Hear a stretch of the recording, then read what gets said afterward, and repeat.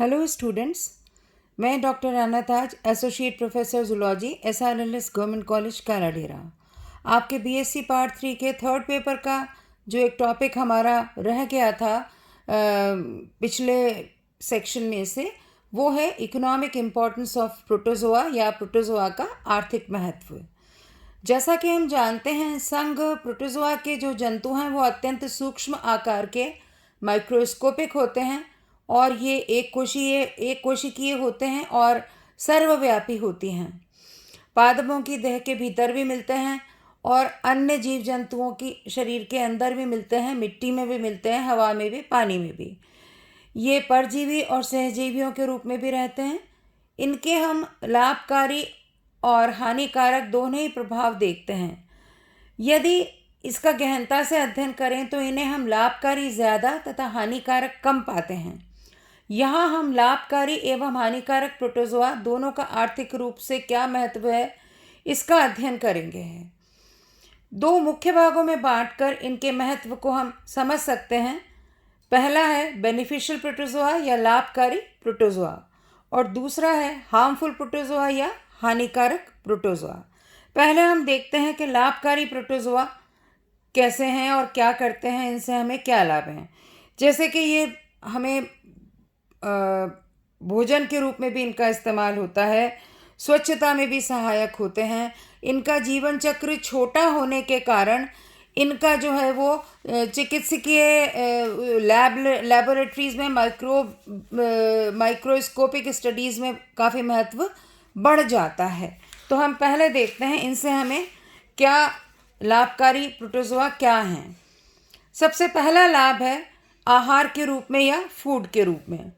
Protozoa स्वच्छ एवं समुद्री जल में तैरते हुए अनेक जंतुओं, लार्वा आदि द्वारा खा लिए जाते हैं तथा ये लार्वा आदि सिलेंट्रेट्स, क्रुस्टेशियन वर्म्स तथा फिश द्वारा खा लिए जाते हैं। इस प्रकार प्रोटोजोआ प्रत्यक्ष या परोक्ष रूप से निम्न स्तरीय प्राणियों एवं उच्च स्तरीय प्राणियों का आहार बनते हैं।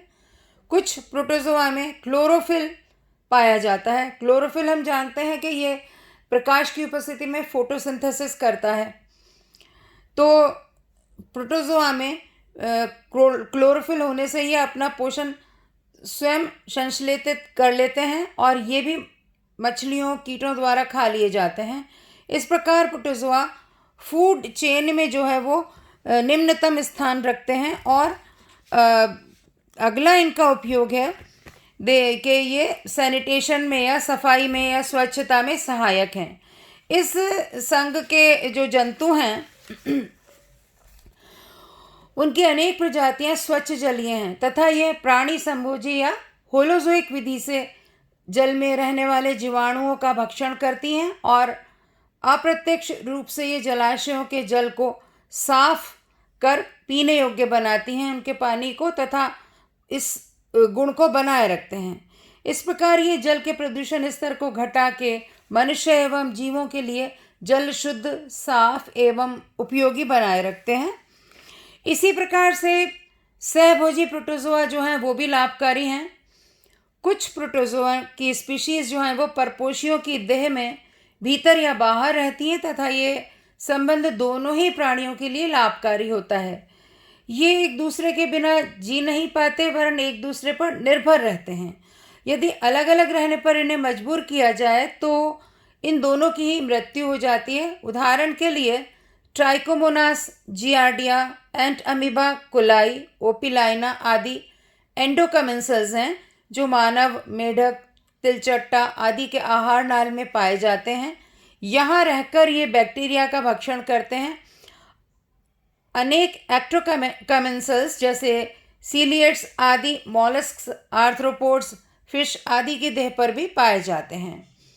फिर है इनका महत्व जो है वो फॉसिल प्रोटोजोआ के रूप में या जीवाश्मीय प्रोटोजोआ होते हैं जो अध्ययनों में काम आते हैं और ओशनिक ऊज का भी निर्माण करते हैं।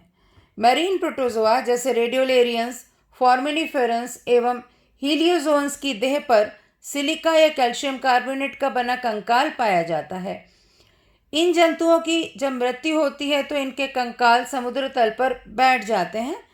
इनका बिना कोमल कीचड़ ओशनिक ऊज या समुद्री पंख कहलाता है। लाखों वर्षों से इन पर एक के ऊपर एक परतें बनने से ये चट्टानों में बदल गए हैं तथा इन चट्टानों में तत्कालीन प्राणियों के अवशेष जीवाश्म फॉसिल्स के रूप में पाए जाते हैं। इनसे दो लाभ हैं। व्यावसायिक लाभ है, इनसे चौक, भवन निर्माण का पत्थर आदि प्राप्त होता है। पेरिस की जो इमारतें हैं वो इन्हीं से प्राप्त पत्थर से निर्मित हैं। और ट्रिपोली स्टोन जो पॉलिश करने में काम आता है, उसके चूर्ण या पाउडर में भी रेडियोलेरियन शेल्स होते हैं। इनके रेडियोलेरियंस एवं फॉर्मिनिफेरास के शेल ज़्यादातर तेल भंडारों के समीप पाए जाते हैं। अतः जिस क्षेत्र में इनकी उपस्थिति पाई जाती है वहाँ तेल भंडारों की खोज में सहायता मिलती है। ऐसा आभास मिलता है कि यहाँ इनका उपस्थिति है तो यहाँ पे शायद तेल भंडार भी होंगे। जीवाश्म जो इन रॉक्स में मिलते हैं, चट्टानों में मिलते हैं, जीवों के उद्भव, उस काल की परिस्थितियों व वातावरण के बारे में ज्ञान उपलब्ध कराते हैं। अगला महत्व है इनका अध्ययन में। ये एक कोशिकीय, सरल एवं आदिम प्रकार के होते हैं, सूक्ष्म आकार के तथा इनका जीवन चक्र भी कम समय में पूरा हो जाता है। इस कारण स्ट्रक्चरल एवं फिजियोलॉजिकल अध्ययन में तथा रिसर्च में इनका इस्तेमाल होता है। साथ ही जेनेटिक्स एवं वेरिएशंस के प्रयोगों हेतु प्रयोगशालाओं में इनका उपयोग किया जाता है। कम समय में इनका जीवन चक्र समाप्त होता है, इसलिए जो अध्ययन है वो सरलता से किए जाते हैं। इन्हें जैव वैज्ञानिक, जैव रासायनिक एवं औषधीय शोध कार्यों में प्रयुक्त किया जाता है। इनका अगला जो लाभकारी महत्व है वो है कि ये इंसेक्ट कंट्रोल में सहायक हैं। अनेक प्रोटोजोआ कीटों की देह में परजीवी के रूप में रहते हैं, इन्हें हानि पहुंचाते हैं तथा इनकी संख्या को नियंत्रित करते हैं। तो ये तो थे इनसे हमें मिलने वाले कुछ लाभ। अब हम देखते हैं हानिकारक प्रोटोजोआ को।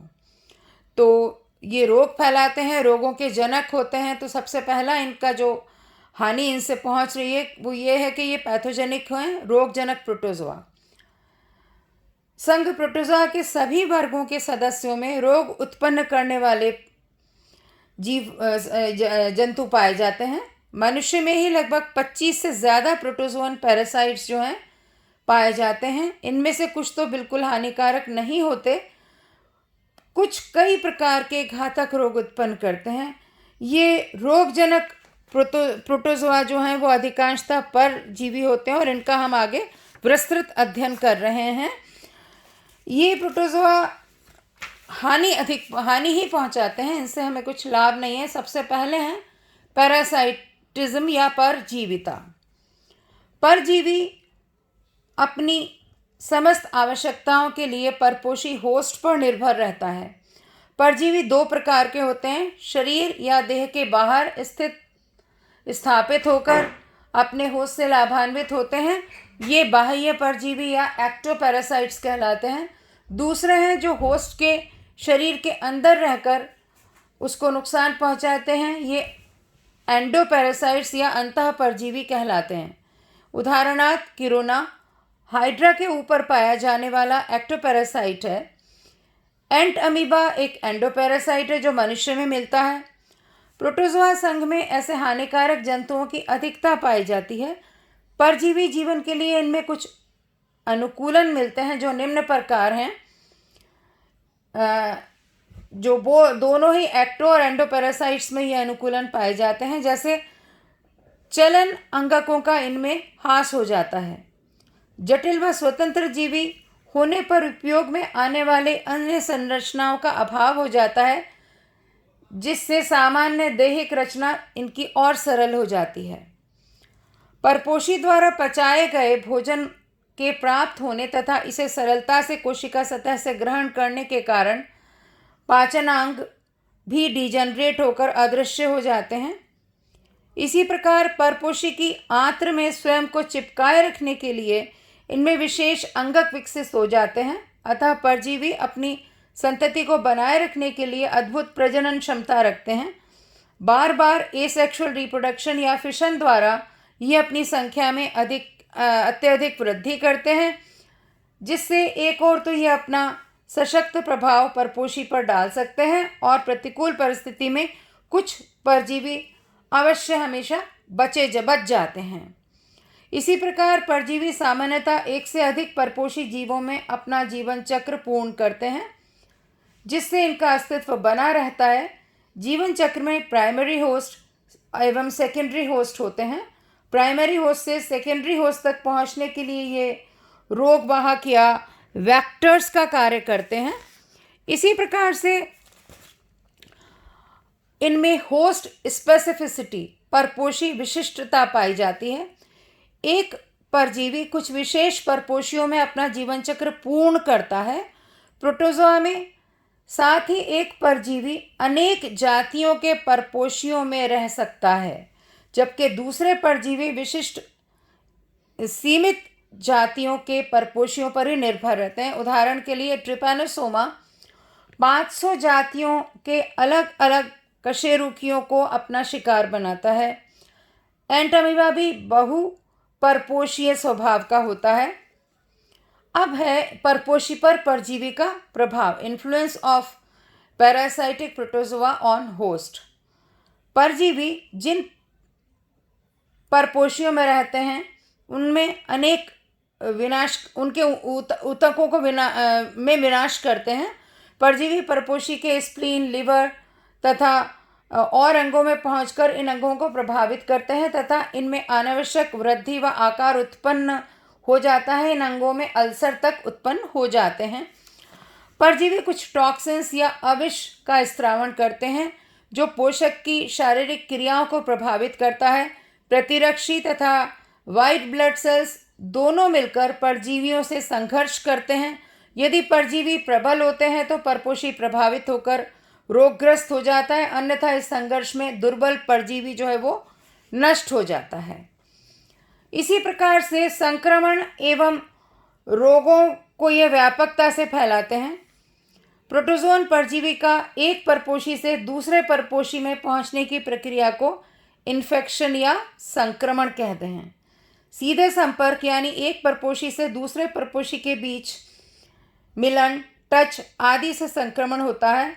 मध्यस्थ परपोषी या इंटरमीडिएट होस्ट के माध्यम से भी ये बड़ी संख्या में परजीवियों को दूसरे जीवों को संक्रमित करते हैं। खून चूसने वाले कीट जैसे मक्खी, खटमल, मच्छर, जूं इत्यादि आसानी से रक्त में रहने वाले प्रोटोजोआ परजीवियों को इधर से उधर ट्रांसफ़र कर देते हैं और रक्त चूसकर दूसरे परपोषी को काटने के समय उसके शरीर में रोगाणु पहुंचा देते हैं। जैसे ही परजीवी मध्यस्थ परपोषी के आमाशय में पहुंचता है, फौरन अपने जीवन चक्र का बचा हुआ भाग ये मध्यस्थ पोषक की देह में किसी अंग में पूरा करके स्लाइवरी ग्लैंड्स में आश्रय प्राप्त कर लेता है। रक्त चूसने से पहले खटमल, मच्छर आदि रक्त का थक्का बनने से रोकने के लिए अपना सलाइवा घाव में छोड़ते हैं। इसी समय ये परजीवी नए परपोषी के रक्त परिवहन में पहुंचकर अपना कार्य प्रारंभ कर देते हैं। उदाहरण की लेशमानिया की 3, ट्रिपैनोसोमा की 3 तथा प्लाज्मोडियम की 4, इस प्रकार कुल 10 परजीवी जातियां मनुष्य के रक्त परिवहन में रहकर मलेरिया रोग उत्पन्न करती हैं। लगभग 44 प्रजाति के प्रोटोजोआ ऐसे हैं जो मनुष्य में अन्य जीवों में परजीवी के रूप में रहते हैं एवं अनेक रोग उत्पन्न करते हैं, जैसे एंट अमीबा हिस्टोलाइका, ये एमीबिक डिसेंट्री जो है ये उत्पन्न करता है। एंट अमीबा इन्वेडेंस ये जो है इंटेस्टाइनल डिसऑर्डर्स पैदा करता है। लेशमानिया ट्रॉपिका स्किन डिसऑर्डर्स उत्पन्न करता है। लेशमानिया डोनोवानी स्प्लीन और लिवर डिसऑर्डर्स करता है। ट्रिपनोसोमा क्रूजी चागोस फीवर जो है ये उत्पन्न करता है। ट्रिपनोसोमा ब्रूसाई चागास फीवर उत्पन्न करता है। इसी प्रकार से ट्रिपैनोसोमा वेजिनैलिस लिकोरिया नाम का रोग महिलाओं में उत्पन्न करता है। प्लाज्मोडियम वाइवेक्स फीवर, मलेरिया इत्यादि फैलाते हैं। प्लाज्मोडियम ओवेली ये भी फीवर और मलेरिया फैलाते हैं। बाबेसिया लेगिमिना टेक्सास फीवर फैलाता है। बैलेंटिडियम कोलाई डिसेंट्री फैलाता है। तो यहाँ हमने देखा कि प्रोटोजोआ से हमें क्या तो लाभ हैं और क्या हमें इनसे हानि है। मुख्य रूप से हम देखें तो प्रोटोजोआ हमें बहुत सहायता भी करते हैं और साथ ही ये अनेक रोगों के फैलाने में सहायता करते हैं, तो इनसे हमें अनेक हानियाँ भी हैं। Thank you.